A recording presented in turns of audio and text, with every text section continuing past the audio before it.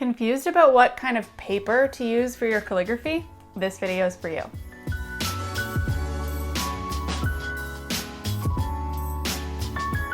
Hey, I'm Becca with the Happy Ever Crafter, and today I am talking about what type of paper to use for your calligraphy.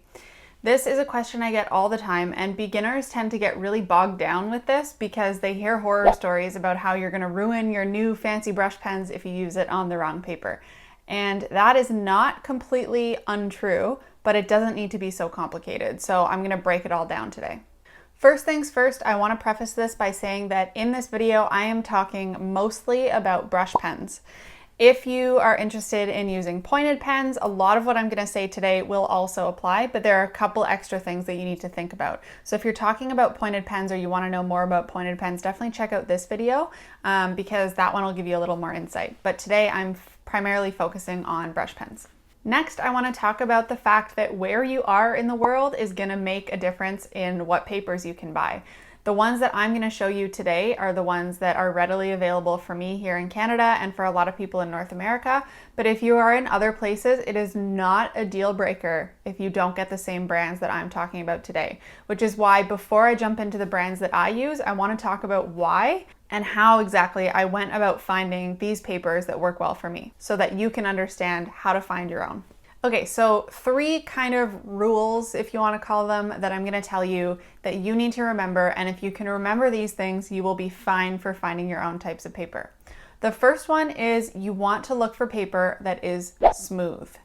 If it's not smooth, if it's toothy, they call it, or gritty, or has a lot of kind of texture to it, it's going to fray your pens, and that's exactly what we're trying to avoid. That's why it's important to choose the right paper, so make sure that it's smooth. If that means you have to go into the store and touch a million different papers and look like a crazy person, that's fine, because it's going to save you a lot of money on your brush pens in the long run. So look for smooth paper. That can mean different things depending on what it says on the package. So don't always trust what it says on the package. You might see a package that says calligraphy paper, but it's not meant for brush pens. It's meant for italic nibs, for example. And so the texture of it is going to be a little different. So when I say look for smooth paper, I really mean go in and touch it, see if it's smooth. If it has a little bit of texture to it, it's probably not good for your brush pens. So number 1, make sure it's smooth. Number 2, if you can, buy 2 or more of every pen that you get. I know this isn't always ideal because sometimes you buy really big packs of pens or expensive pens, but if you can, try and buy 2 every time you get one. That'll just ensure that you're not going to be completely heartbroken if you happen to fray one of them, and it's also going to come into play a little bit later with one of the tips that I talk about. So buy 2 of every pen if you can. And number 3 is when in doubt, stick with faux calligraphy. Again, I'm going to talk about this in a little bit, but make sure that you understand what faux calligraphy is. You can check that out up here. I have a whole video on it because sometimes you just can't find the right paper and you have to use a certain type of paper that isn't good for brush pens. And in those cases, you would default to faux calligraphy so that you can use a less expensive pen.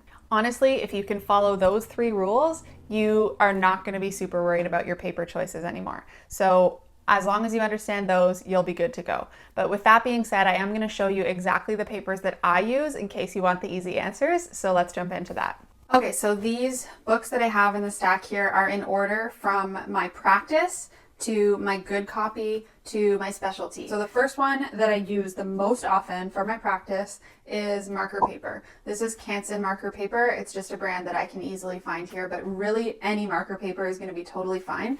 Marker paper is known for being really, really smooth, and it's just really, really nice to work with. The other nice thing about it too is that you can put a guide underneath it and it's transparent enough that you can see through. So that's a really, really nice quality about it. The thing about marker paper though is that it's a tiny bit more expensive than the next one I'm going to show you, which is tracing paper. All 3 of these packs are different kinds of tracing paper.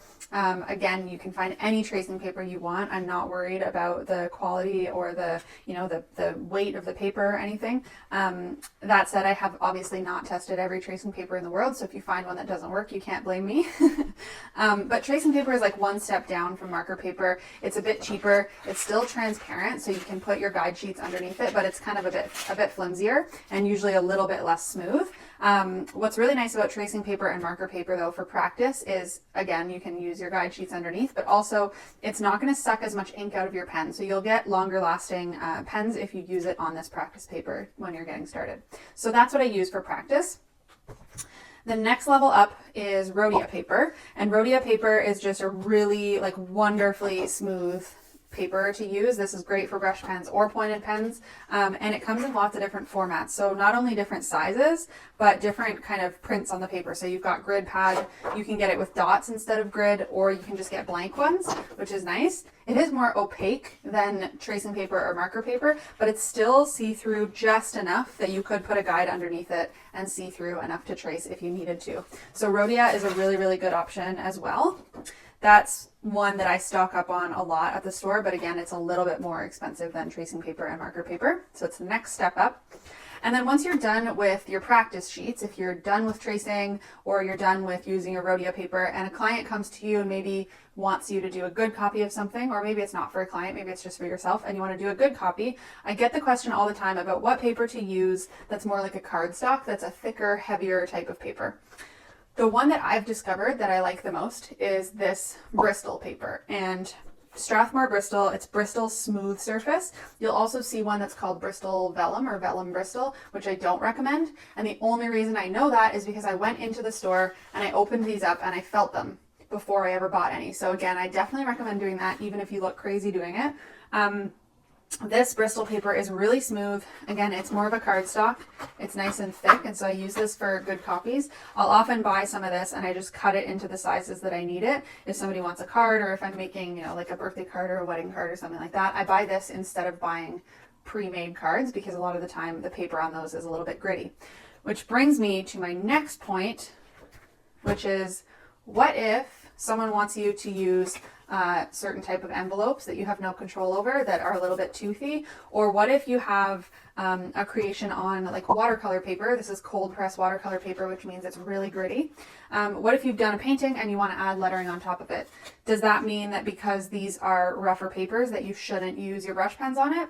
Well, maybe, but I sort of have two different solutions to that. So for me, two of the things that I'll do is I will either, one, use faux calligraphy for rougher papers like this. Basically what you're going to do is use just a normal pen, not your brush pen, so you're not risking fraying your brush pens on this paper, and you're just going to do your faux calligraphy, and a lot of the time people will not know the difference if you've done it like that. Or the second option is the other thing I said about buying multiple pens. So I keep a stack of brush pens and I just mark them with washi tape for rougher papers. I have a pile of good brush pens that I use on my good paper, and I have a pile of brush pens that I use on my rougher papers because I know that the pens will be slightly frayed. I know that they'll probably run out of ink faster, and I know that I'm okay with sacrificing them for the sake of getting my calligraphy on this rougher paper. So those are kind of the two different options you have for a rough paper like this. So those are the types of paper that I recommend using. Again, if you can't find these brands, it's really not a big deal. Just always revert back to those three things I said at the beginning about knowing to look for smooth paper, always buying multiple pens if you can, and when in doubt, revert back to faux calligraphy. Okay, and two final tips that I'm going to leave you with. The first is if you ever have a client who wants to provide their paper for you to work on, ask them if you can have a sample of it beforehand. Or if you can't get a sample beforehand, make sure that they can give you extras. And the second tip is that Tombow makes an eraser called the Mono Sand Eraser that will erase ink. I'm just going to leave you with that. So I hope you found this video helpful. I have a full 50-page supplies guide that links to all of these papers, and I'll put it down below for you to grab. And make sure you hit subscribe because I put out 2 videos like this every single week, and I'll see you next time.